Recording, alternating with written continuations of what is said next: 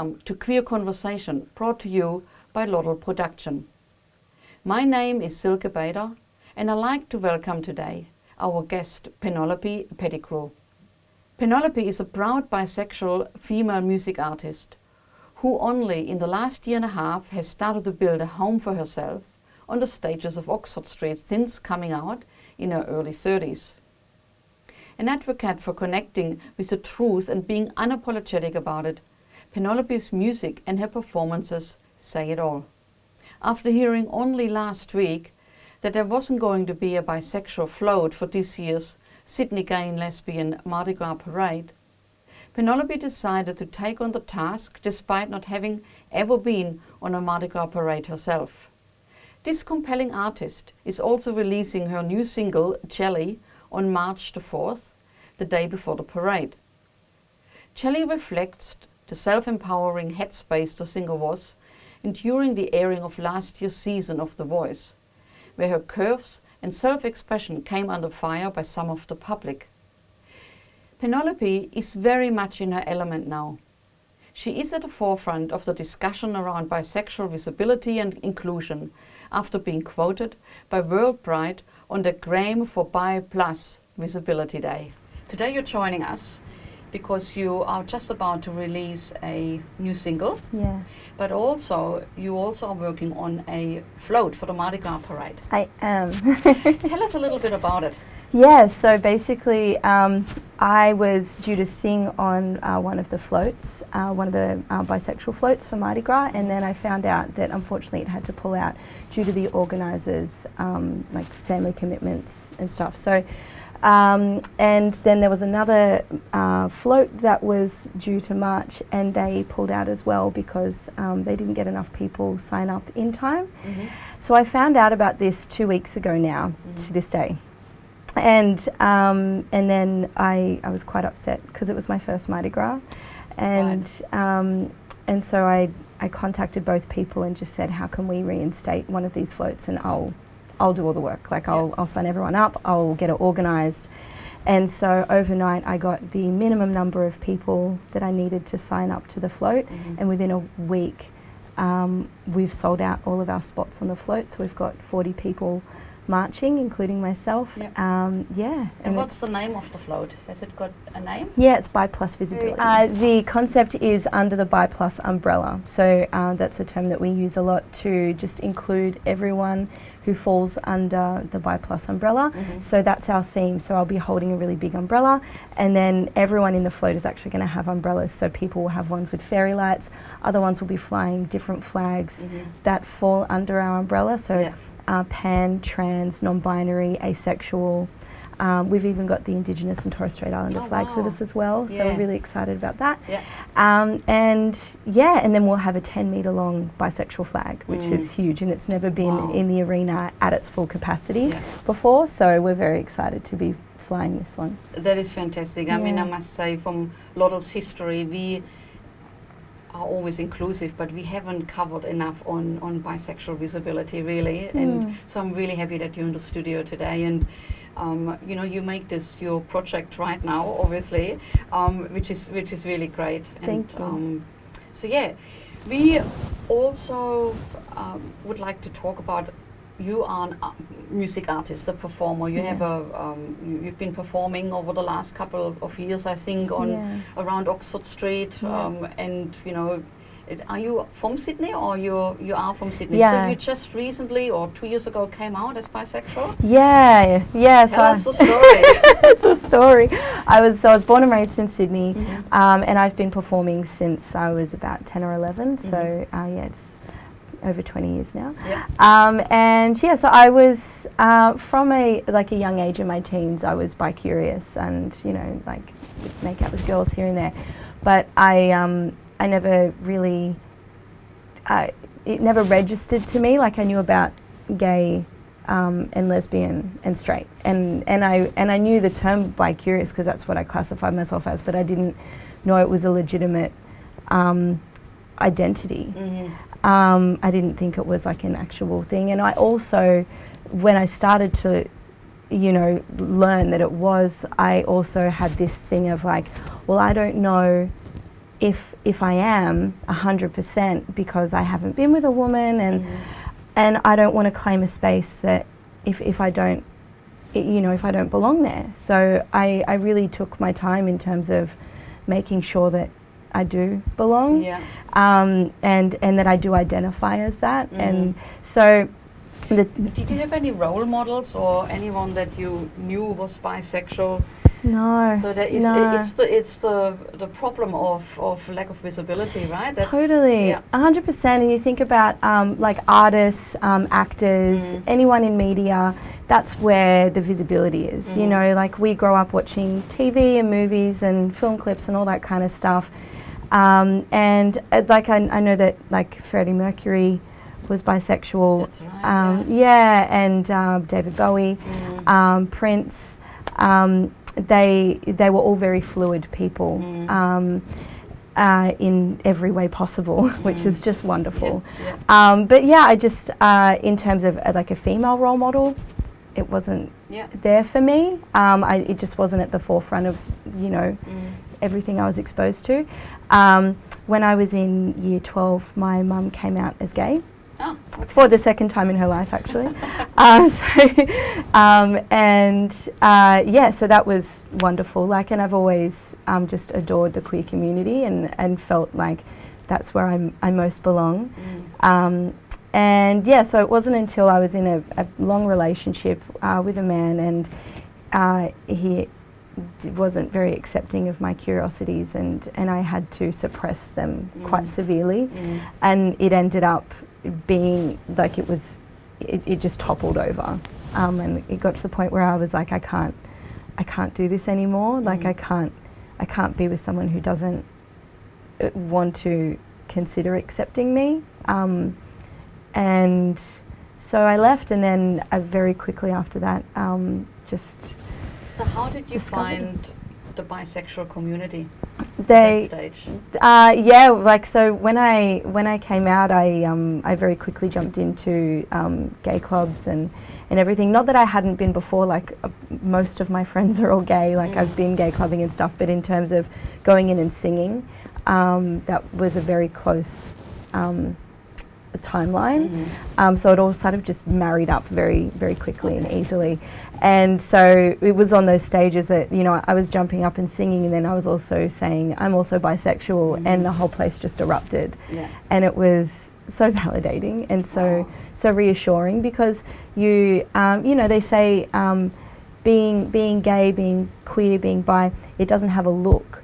And you don't walk around with a big sign on your forehead saying I'm bi, and so you're kind of like a hetero-presenting woman walking into a gay space. Some people, you know, kind of might classify you as that, and I was really nervous about that. And like I've had a couple of people, but it's no big deal. But yeah, for the 99%, it was so welcoming and accepting. And when all the queens sang me happy birthday, at the end of happy birthday say hip hip she's gay, but they were saying hip hip she's bi to me, and I was just like, oh my god, it was so nice, so inclusive. So yeah, and just meeting more bisexual people, and I was just recently in a relationship with a woman for the first time, and that was so lovely, and it was such a different experience, and I'm so grateful for it. And it just really showed me like so many things about myself and about my identity, and I was like, there's really no other way to describe my identity. Like, it is just 1000% bisexual. Like that's it, you know. You feel comfortable 100%. Yeah. No, that's wonderful. That's great. Yeah. You also, as we mentioned earlier, are a music artist, and you last year, 2021, this last year, you were in The Voice. Yes. And how did they accept you? You were out at that stage, obviously, already, pretty much new out, just a year out or something, so it would have been important for you to find the acceptance. Can you talk about that? Or? So the huge, because I was on the year before as well, but I sang in the blind audition, but I didn't get through. And I went back and I sang the same song for the blind audition, which was Alive by Sia, which is quite a big anthem for our community. And it was a very significant song to be singing, a very different reason for me to be singing it when I went back. And the decision for me to go back was because I wanted to be that representation. Like I wanted to be what I wanted to see, you know, when I was younger.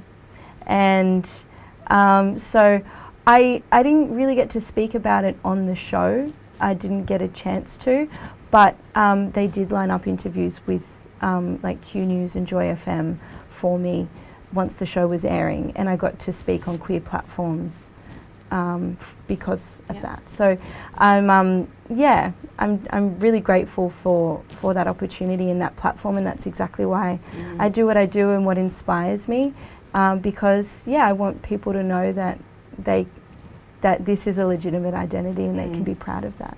So you're about to release a new track? Yes. On the 4th of March, just the night before Mardi Gras? Yeah. Tell us about it. So, Jelly is the birth child of kind of my experience from The Voice, not from the filming, but from the reaction from the public. So not all of the public, just a small percentage of people. If anyone saw me on The Voice, I dressed in a way that is authentic to me, which is very different for, you know, just mainstream, especially hetero society. So, and I got a little bit of shade for that, which is totally fine. But I was wearing like a bodice and like a see-through skirt with, there were actually swimmer bottoms underneath, which, and I was like, well, just wear what you can. And and I'm a curvy girl, and so people were commenting online saying like, oh my God, what is she wearing? And like, how could you have a body like that and wear that? And like all that sort of stuff. She looks really weird and blah, blah, blah. All sorts of things. And it was funny because before I went on The Voice, I was nervous about people reacting to me like that and bullying me, because we've all been bullied and it's not nice. And I was nervous about that happening. And it was funny when it happened, I just was like laughing. I was just reading these comments and I was just like, well, that's fine. Like, you know. Is that something to do with you coming out, you think? Like you're feeling confident in your body and yourself? Yeah. Is that? Yeah, it is, 100%. Because I've always had body image issues. And so it's, you know, and it's something like you battle every day. But I've like stepped more and more into my power, and the drag scene has given me that so much. I started performing in like bodysuits and not wearing pants, and that's where I feel the best. I feel, you know, I feel sexy and empowered, and my weight fluctuates, and regardless I still feel amazing. And so I went in there wearing what I would wear to our awesome gay clubs here, and I felt incredible. Like I felt $1 million that day wearing that outfit, and you couldn't tell me anything. And so when all that stuff came out, I was like, I still had that power in me. Like, no, I felt amazing. I look amazing, and, you know, that's your opinion and that's fine. And it shows, those comments reflect more on you as a person than me. And so, we wrote this song, my producers and I, and a dear friend as well. So the opening line is, oh, hey, what's up, Beige Brigade? I see none of you have changed. And so it's basically just saying, I see you guys, like I see you over there. You're still, you know, in your little world, and you don't like being challenged. You don't like seeing things that are different. You don't like people that stand out. And that's fine. That's not going to affect me. Yeah, no, that's incredible that you build up that self-confidence. That's amazing. So you had also, with the negativity that you experienced, which you said was only very little. Very little, yeah. A lot of positive feedback about your confidence? Yeah, a lot of positive feedback. I've had people come to me saying that they've come out because of my visibility, which is just the most humbling thing ever. And it's, like I said, why I do what I do. And so that's just, it's been such a gift. And yeah, it just like strong arms you even more when you have people that don't like what you do. You think about all the people that you are inspiring and you are encouraging by, you know, standing up and being like the empowered version of yourself. And you think that's worth it. Yeah. Absolutely. Does that reflect in your lyrics? Do you write your own lyrics? I co-write. I love co-writing because I love people. I love working with people, so bouncing off ideas, and yeah, that's very much a part of the co-write. So it's I'm very cheeky with my lyrics. Yeah. Right. Yeah. And so, what are you wearing for the Mardi Gras Parade then? Oh my gosh. This outfit it's a combination of a few different things. So I'm wearing custom thigh-high sequin bisexual boots. So while I was filming The Voice, I emailed Toes on Point, who are in Victoria. Shout out to Toes on Point. And I asked them for these boots, and so they made me these boots. And you could see them from space. So I'm so excited to wear them. I've got a bodysuit that I gemmed myself with like the bisexual colours. And then a dear friend of mine who was the one who encouraged me to get on the phone and turn this float around, who's a designer. And he said, if you pull this off, I'll make your outfit. So he's made this gorgeous train, which is like really long, and it's a bisexual flag. So it's organza and it's got a bustle and it's beautiful, and then I'll have my braids in my hair that'll be purple, pink and blue.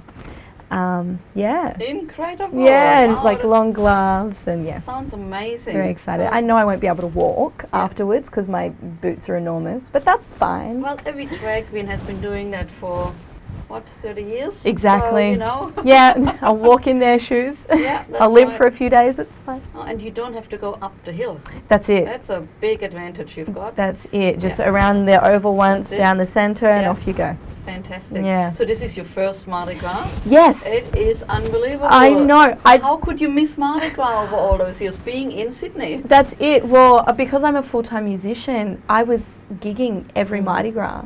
And I just never thought, because I book gigs anywhere from 3 to 6, 8 months ahead of the year. So I would just take bookings, and then it would get to like January, February, and I'd be like, God damn it, I've booked on Mardi Gras again. And then, you know, since I've come out, COVID's happened. And we still obviously had Mardi Gras, but again, I was working. And actually last year I was performing in Universal on Oxford Street. So thankfully I was working in Mardi Gras and performing my own music. But I just wasn't able to go see the parade because of the gig. So you know a little bit about the atmosphere with being there last year, because otherwise you would be totally blown away. So the atmosphere is something that, you know, especially for first timer, it's something you will not forget for a long time to come. I'm so excited. We had a few floats with Mardi Gras, and it was absolutely amazing for us too. But thanks so much for coming in, Penelope. Oh, my pleasure. It was lovely to chat with you. Thank you very much. And tell the audience how they can download your music, find your music on Friday. So if you go to Spotify, type in Penelope and type in Jelly, you'll see me there. I've got like pink fishnet over my face, as you do. And go to I Am the Penelope on Instagram. They're my two main platforms, and also Penelope Pettigrew on TikTok actually as well.